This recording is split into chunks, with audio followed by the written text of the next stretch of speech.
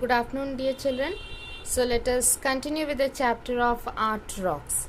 As in our previous video, we had watched that this story has been written by Rakshanda Jalil, and she has read over the poems of Ijlal Majid, and when she visits Bhimbetka, she is astonished to see the beauty of it, and she remembers Ijlal Majid's poetry on Bhopal, which was a poem on particular these type of the beauty of the nature, and she just remembers those.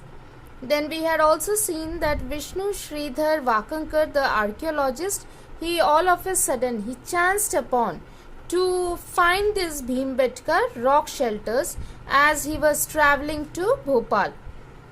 So these were the points that we had seen in our last video, and we had also seen that the name Bhimbetka is somewhere associated with Bhima, who was one of the brothers, the Pandava brothers, who was the strongest one, and it is said that the word Bhimbetka is said to be derived from Bhimbetka. So Betka means a seat or a sit down. Okay, so that was the place where Bhima must have sat down when he was moving to different places. And this is what Vakankar's serendipitous discovery brought the 700 odd rock shelters. So that means totally how many are there? 700 rock shelters are there here, which is spread over 10 kilometers and has stunning painting, means beautiful painting in red or white with occasional flash of yellow or green. So these were the colors which were mostly used for the painting. And when the UNESCO came to know about this, so they declared this as the World Heritage Site in 1970. So UNESCO is the United Nations Educational and Scientific Cultural Organization, which when they visited Bhimbetka, they found it to be a wonderful place which they wanted to preserve for the people to visit. So once UNESCO takes over as the World Heritage Site, so that means they all look after to keep these heritage sites in good conditions for long time, so that people can visit and learn from these heritage sites. So that is not only in India, UNESCO works for the whole world, because that is for the whole world, this small government, you can say. So now here, so this was declared as the World Heritage Site in 1970. So since then, UNESCO is taking care of this particular site. Situated 45 kilometers from Bhopal at the southern edge of the low-lying Vindhyachal hills, these rock shelters are made of sandstone. So now here, where are they situated? 45 kilometers from Bhopal. So that means not very far from Bhopal. At the southern edge of the low-lying Vindhyachal hills. So the range of Vindhyachal mountains which goes, so it is situated at the low-lying area of these mountains or the hills, and these rock shelters are made of massive sandstone rocks balanced on each other. So they are made up of massive means huge sandstone rocks which are balanced on each other to form natural shelters from the sun, wind and rain. So these rocks are placed in such a way which might have been placed naturally or people might have done, it is not known. So these rock shelters are providing shelter, good shelter from the heat of the sun, from the wind and rain. So the people lived below these the rocks, and it was a form of cave for them where they could protect themselves from the natural environment. On the smooth underside of the rock faces, we find painted scenes from an ancient past showing the earliest traces of human life in India. So underneath means the place where the people were staying. So there, when we observe carefully, we see on the smooth underside of the rock faces, we find painted scenes from an ancient past showing the earliest traces of human life in India. So there the human beings during their free time they started painting in those since they were living in those caves, so those surfaces, the rock surfaces were available to them, and during that free time they found it convenient to paint over there. Scientists believe that these rock shelters deep in the forested heart of the Indian subcontinent were inhabited by hominids more than 100,000 years ago. So according to scientists, these rock shelters which are in the deep in the forested heart, so that means it is full of trees, it was full of trees, forests were there, very dark, deep inside that these rock shelters were there. But now if you go, you will see that it is just beside the road because it has been made convenient for the people to visit. Earlier there were no roads and nothing, and so Wakankar had to travel on foot, and then he found out these.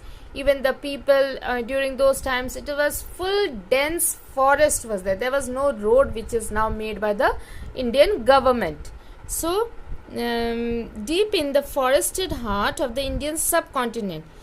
So Madhya Pradesh is in the center of India. So here in the forested heart of Indian subcontinent were inhabited by hominids.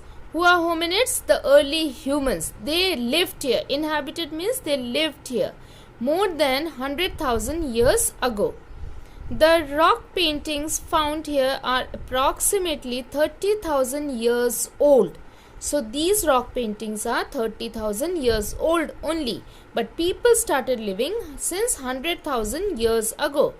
So then later on they started, they thought that let us paint. They got an idea to paint. First they did not know how to paint with the various colors. So as we read the chapter, we will come to know in the later stages how upon one drawing, another drawing was also made or painted. Okay. So here, found here are approximately 30 years old, belonging to the Paleolithic age.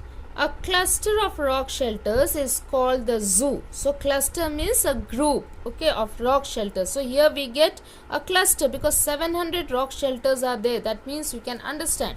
So this is known as, termed as zoo. Painted at different times from the Mesolithic to the medieval ages. See here. Painted at different times means different people, suppose one generation painted, then the next generation, upon those painting only they made some corrections and they painted again new paintings. So this way it was going on. So painted at different times from the Mesolithic to the medieval ages, it shows a profusion of animals and birds in the most vivid colors and lifelike forms.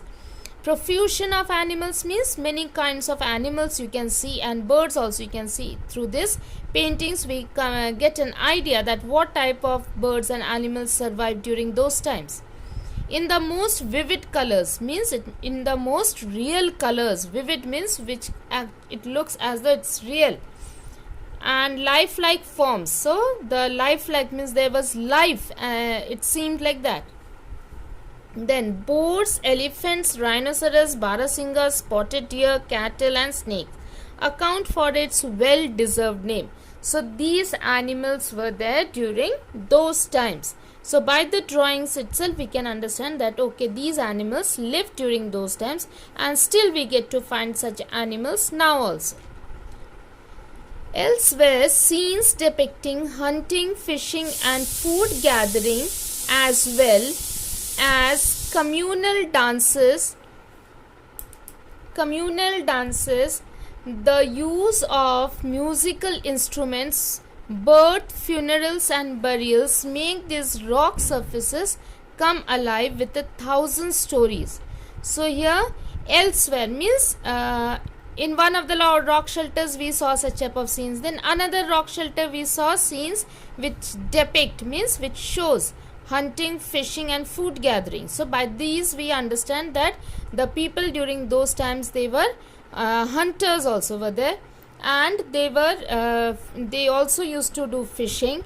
Even they gathered food for themselves for their living, as well communal dances. So along with those painting we get to see the communal dances. Communal means in groups they used to dance.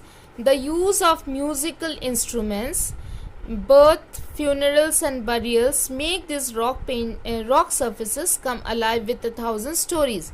So during birth, what functions they had, or funerals also, what ceremonies they performed. During burials means when you are burying someone under the earth. Okay, so what type of functions they used to follow. So everything has been painted, and through these paintings we get an idea that okay, such type of ceremonies were performed during those times. So these rock surfaces come alive with 1,000 stories. So lot many stories are there from which we get an idea of the lifestyle of the people of those times. Recognizable animal figures means those animals which still now survive, so we could easily recognize them. Appear in many scenes as do humans. So along with humans, the animals were also there. So they formed an integral part of their life, both single and in groups. So these animals or humans, they were single also, painting was there, in groups also painting was there. So we understand that means when they are in groups, so that means society was there, thus indicating that society had already emerged. So indicating means showing that society had already started. Emerged means it had come up. In the Paleolithic period, the Mesolithic age that began around 8,000 years BCE was the time when traditions and religious beliefs based on nature and ecology began to take shape. So here the Mesolithic age, which began around 8,000 years BCE, was the time when traditions and religious beliefs. So traditions means since they had become settlers now, so they used to grow crops, and when it is harvest time, they used to celebrate with music, dance, festival. They used to have fun time, so that turned into festivals. Okay, so still now we follow that the harvest time is a wonderful festival for us. So like you have this Makar Sankrant festival, that's a harvest. Then Bihu dance, which is performed during those festivals. So these all had, the idea had already started since those times. So was the time when traditions, religious beliefs based on nature and ecology began to take shape. The Bhimbetka paintings bear witness to how a great civilization came into being. So from the Bhimbetka paintings we come to know, or we get an idea that a great civilization had existed during that time. How its foundations were laid in crude line drawings, and how later generations filled these outlines with color, detail, a sharp eye, and a lively imagination. So during those times, first it was drawn in with crude lines. Crude lines means like you have the crude oil, which is impure form, and these crude oil, they are purified and then they become we get the pure form of it. So same way the paintings they had were in the crude line drawing. So that means the initially when they started drawing, so those crude lines were there. Later on, as the next generation came, they learned more, so they could paint better, they could draw better. So on those drawings only they started rectifying those drawings, or they tried to make it more beautiful. So these generations means crude line drawings, and how later generations filled these outlines and color, detail, a sharp eye, and a lively imagination. So that by these drawings we come to know that their imagination was quite good, and they also had done beautifully with these paintings. So children, I stop over here for today. I hope that you all have understood. So please go through the chapter and I'm sure you'll be able to understand. It's an easy chapter. Okay, so thank you and have a wonderful day.